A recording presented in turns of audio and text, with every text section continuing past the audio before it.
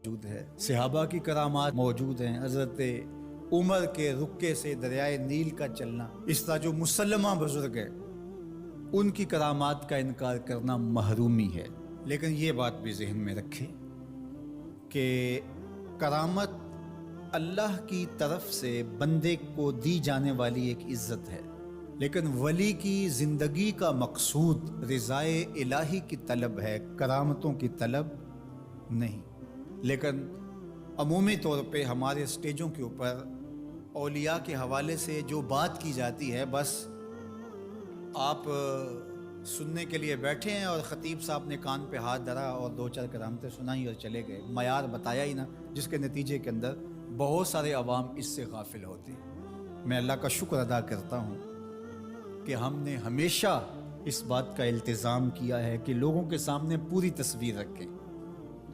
کیونکہ مجھے اس بات کا احساس ہے کہ آپ لوگ کتنی محنت کر کے کہاں کہاں سے چل کے آتے ہیں۔ پورے پاکستان میں بلکہ پوری دنیا میں ہم جہاں گئے ہیں، ہمارے سامنے جو لوگ آ کے بیٹھتے ہیں زیادہ تر طبقہ باشعور لوگوں کا ہوتا ہے، تو پھر ہماری ذمہ داریاں اور زیادہ بڑھ جاتی ہیں کہ ہم جو ہے وہ ان کے سامنے وہ بات کریں جو بات کرنی چاہیے۔ اس منبر سے آپ کو وہ چیز نہیں ملے گی جو عوام کی ڈیمانڈ ہوگی، وہ چیز ملے گی جو عوام کی حقیقی ضرورت ہوگی۔ اس پر میں بھی اللہ کا شکر ادا کرتا ہوں، اس پر آپ کو بھی اللہ کا شکر ادا کرنا چاہیے، اور نہ یہ کہ کچھ دو نمبر لوگوں کے رد عمل میں ہم حقیقت کا انکار کرتے ہیں، جس طرح معتزلہ کر رہے ہیں، اور ایک طبقہ وہ ہے جو رتب و یابس کو قبول کر رہا ہے، اور آپ نے ایسے شخص،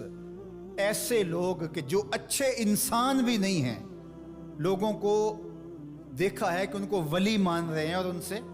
اپنی حاجتیں طلب کر رہے ہیں، ان کو ہادی مان رہے ہیں، مرشد مان رہے ہیں۔ وہ شخص جو خود آشنا بھی نہیں ہے، وہ تمہیں منزل آشنا کیسے کرے گا؟ میں کتنے لوگوں کو جانتا ہوں جن کو فہم دین ہی میسر نہیں ہے۔ یہ میں ان لوگوں کی بات نہیں کر رہا جو منہ دراز ہیں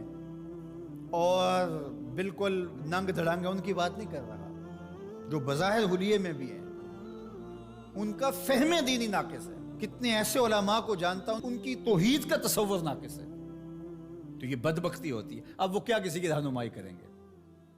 جو خود ڈوب رہا ہے وہ کسی کا ہاتھ کیسے پکڑے گا؟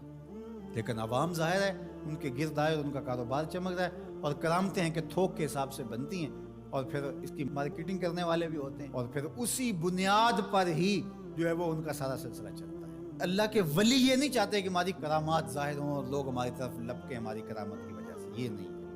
الکرامات حیض الرجال، جس طرح عورتیں ایام میں مخصوصہ کو چھپاتی ہیں، اللہ کے ولی بھی چھپاتے ہیں، وہ نہیں چاہتے کہ ہم اس حوالے سے جو ہے وہ پہچانے جائیں۔ باقی دور موجود کے اندر کسی صالح متقی شخص کی کوئی ایسی بات سامنے آئے تو شریعت کے میزان پہ پرکھا جائے، اگر وہ شریعت سے متصادم نہیں ہے تو مان لینے میں کوئی حرج نہیں ہے، لیکن اگر کسی کی سمجھ میں نہیں بھی آتا تو فرق نہیں پڑتا، لیکن کسی ولی سے کوئی دشمنی نہ رکھے۔ جو کسی ولی سے دشمنی رکھے تو اللہ فرماتا اس کا میرے ساتھ اعلان جنگ ہے، تو وہ پھر شخص محروم کر دیا جاتا ہے۔